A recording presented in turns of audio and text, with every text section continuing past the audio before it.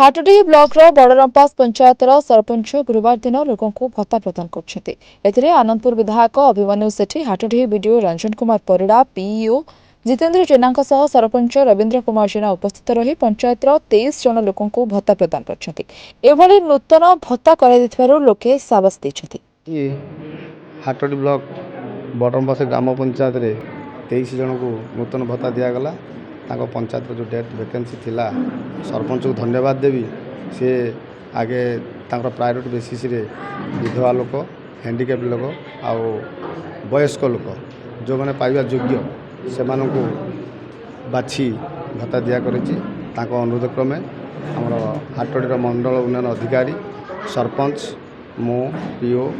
GRS समस्त उपस्थित आज भत्ता बंटन करागला। जहाँ से लोक मैंने बहुत खुशी सब्यस्त भल कले सरपंच को आशीर्वाद कले लोक मान बहुत खुशी संचार है। बड़रंपास ग्राम पंचायत सरपंच पंचायतर 23 गोटी नुआ भत्ता आलाट हो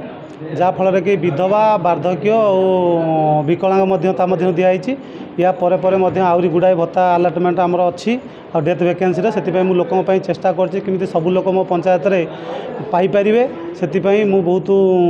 चेष्टार अच्छी जहाँ ठाकुर दयार एतिक आसी पर स्टेप मुझे आनीपारि से चेष्टा कर पंचायत आज आम 23 जन हिताधिकारी को नुआ भत्ता देलु से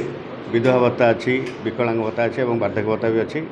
आ मान्यवर विधायक आनंदपुर को उपस्थित आम समस्त हिताधिकारी को पर्सनाली ये भेटी देलु समस्त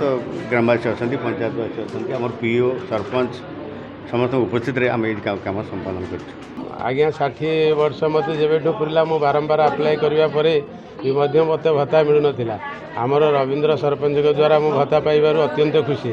मु आज को मोर 65 वर्ष मो 5 वर्ष है भत्ता आप्लाय करी मोर भत्ता मिलू ना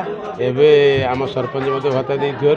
बहुत खुशी और सरपंच को अशेष अशेष धन्यवाद। हाटडी विभूतिभूषण जेना रिपोर्ट महाभारत लाइव।